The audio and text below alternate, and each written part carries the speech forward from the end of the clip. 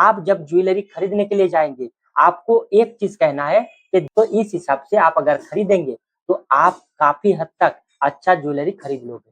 आप खाली हमें बता दीजिए कि चलेगा कितना टाइम। 500 मिली अगर 10 नेकलेस में लगा है तो सब में 50 मिली करके गोल्ड है। ये जो मार्केट में 1 ग्राम गोल्ड प्लेटेड ज्वेलरी बिकते हैं, असल में इसके अंदर कितना सोना है क्या आप जानते हैं? कितना ग्राम सोना रहता है एक ज्वेलरी के अंदर?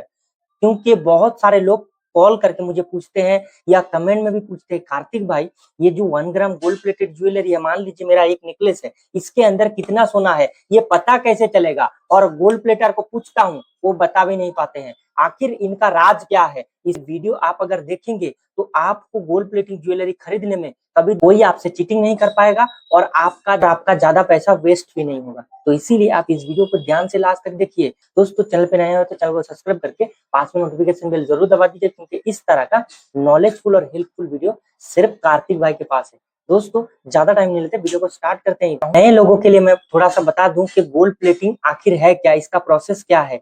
कॉपर या ब्रास का एक मेटल का ज्वेलरी बनाया जाता है, जिनके ऊपर गोल्ड का लेयर चढ़ाया जाता है इलेक्ट्रोप्लेटिंग के जरिए। यानी ये एक केमिकल बनाया जाता है गोल्ड का। केमिकल बनाने के बाद उसको गोल्ड प्लेटिंग जो इस तरीके से ऐसा टैंक में डुबो के प्लेटिंग किया जाता है, तो क्या होता है गोल्ड का जो ओरिजिनल लुक है वो आर्टिफिशियल ज्वेलरी में गोल्ड जैसा लुक आ जाता है। इसको कहते हैं गोल्ड प्लेटिंग। ठीक है, अब सवाल यही है कि ये जो ज्वेलरी है इसके अंदर कितने गोल्ड है, ये पता कैसे चलेगा? देखिए एक लॉजिक आप समझ लीजिए। मान लीजिए आप 1 किलो ज्वेलरी प्लेटिंग करा रहे हो, ठीक? मैं जब किसी गोल्ड प्लेटिंग करने के लिए देता हूँ, वो 1 किलो ज्वेलरी गोल्ड प्लेटिंग का 15,000 रुपए लेते हैं। एग्जाम्पल दे रहा हूँ, ठीक है? कितना लेते हैं मैं आपको थोड़ा ऊपर नीचे होता है, गोल्ड के प्राइस के ऊपर थोड़ा सा ऊपर नीचे होता है, लेकिन अप्रोक्सली आप 15,000 रुपए मान के चलिए। और आज के डेट में राउंड फिगर ले लेता हूँ, गोल्ड का प्राइस कितना है? 1 ग्राम का 15,000 रुपए। ठीक है, तो सिंपल कितना हुआ?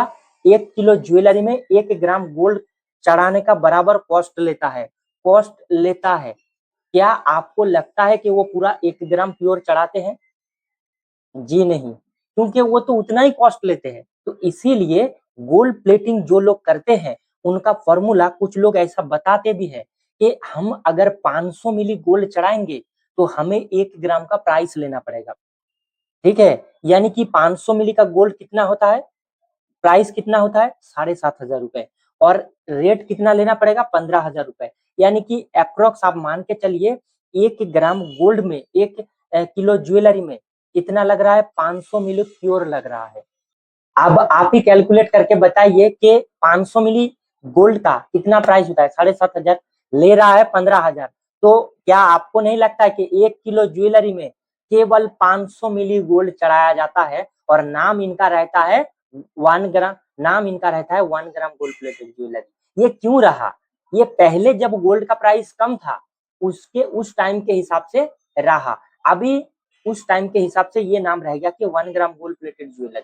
अभी जो लोग बहुत तिगड़म लगाते हैं ना कि मैं 1 ग्राम गोल्ड प्लेटेड ज्वेलरी दूंगा, सस्ते प्राइस पर दूंगा, ऐसा हो ही नहीं सकता कि क्वालिटी में आप बढ़िया कुछ कर पाओगे, क्योंकि कॉस्ट ही नहीं निकलेगा मेरे भाई। ठीक है, तो इसीलिए बहुत ज्यादा गोल्ड इसमें नहीं रहता है। अब बात करते हैं, वो जो अंकल ने मुझे बताया कि कोई इसका सही कैलकुलेशन नहीं बता पा रहा है कि एक नेकलेस में कितना गोल्ड रह सकता है। आप ही बताइए कि एक नेकलेस में कितना गोल्ड रह सकता है? कोई क्या बता सकता है? क्योंकि नेकलेस का वजन के ऊपर नीचे होने का भी चांसेस है, तो उस हिसाब से कम ज्यादा रह सकता है, पहला। दूसरा ये है कि केमिकल जो है वो केमिकल डालते हैं सोल्यूशन पानी में, ठीक है? तो जितना टाइम तक वो चढ़ाते रहेगा उनके उतने हिसाब से वो प्लेटिंग चढ़ता रहेगा। तो इस हिसाब से आप ऐसा मान के चल सकते हैं कि कोई गोल्ड प्लेटर इसलिए सही नहीं बता पाते हैं कि एक्चुअली इसके अंदर कितना गोल्ड लगा हुआ रहता है, क्योंकि इसका रीजन एक ही है। जब 1 किलो गोल्ड कर रहे हैं प्लेटिंग, वो क्या करते हैं, 1 किलो ज्वेलरी एक साथ एक टैंक में डुबो दिया। आपको समझने के लिए क्लियर कह रहा हूँ, ठीक है? तो 1 किलो ज्वेलरी जब टैंक में डुबोया तो उसके ऑपोजिट साइड में क्या रखा है? तो उसके ऑपोजिट साइड में क्या है? 500 मिली गोल्ड है। तो वो बता ही नहीं पाएगा सही तरीके से कि एक एक नेकलेस में कितना मिली करके गोल्ड लगा हुआ है। क्यों? क्योंकि जितना टाइम तक वो रहेगा उसके हिसाब से उतना वो चढ़ते रहेगा गोल्ड ज्वेलरी में। तो अब आपके मन में अभी डाउट आएगा कि कार्तिक भाई तो फिर क्या इसका सही कैलकुलेशन नहीं है? हाँ, इसका सही कैलकुलेशन है। कैसे इसको किया जा सकता है? जो गोल्ड प्लेटर है उनके हाथ में है। वो अगर वजन करके वजन के हिसाब से मान लीजिए एक नेकलेस का वजन 10 ग्राम है। उस 10 ग्राम नेकलेस के ऊपर 100 मिली गोल्ड का प्योर बिस्किट चढ़ा रहा है। तो उस हिसाब से वो बता पाएगा कि ये नेकलेस में 100 मिली गोल्ड चढ़ा हुआ है, ठीक है? या ये जो लॉन्ग सेट है 50 ग्राम का, इसमें 500 मिली गोल्ड चढ़ा हुआ है, तब बता पाएंगे। लेकिन ये जो होलसेल में प्लेटिंग होता है, इसमें किसी का भी कुछ मतलब हिसाब नहीं मिल सकता और कोई हिसाब लगा नहीं पाएंगे क्योंकि लॉन्ग बल्क में हो रहा है। तो इसीलिए पर्सनली जाके एक-एक नेकलेस को प्लेटिंग करेंगे और कहेंगे कि इनके अंदर इतना मिली गोल्ड चढ़ा दीजिए। तभी ऐसा हो सकता है कि परफेक्ट ज्वेलरी पर परफेक्ट प्लेटिंग होगा और परफेक्ट गोल्ड चढ़ेगा। नहीं तो अंदाजा लगाना मुश्किल है, जो भी कहेगा ऊपर-नीचे होगा। ठीक है? अब यहाँ पर एक और चीज़ बताना चाहूँगा आपके समझने के लिए। अभी के डेट में 1 किलो गोल्ड प्लेटिंग ज्वेलरी में अगर कोई गोल्ड प्लेटर 500 मिली गोल्ड चढ़ाता है, तो 100 ग्राम का अगर 10 नेकलेस होता है, तो आप कैलकुलेट कर लीजिए कौन से नेकलेस में कैसा-कैसा प्लेटिंग हो रहा है। 500 मिली अगर 10 नेकलेस में लगा है, तो सब में 50 मिली करके गोल्ड है। ये एग्ज़ाम्पल दे रहा हूँ समझने के लिए। ऐसा ज़रूरी नहीं है कि हो सकता है, ठीक है? तो ये जो 1 ग्राम गोल्ड प्लेटेड लोग चिल्ला-चिल्ला के कहते हैं, इसके बारे में आप उतना क्लियर कट समझ नहीं पाएँगे।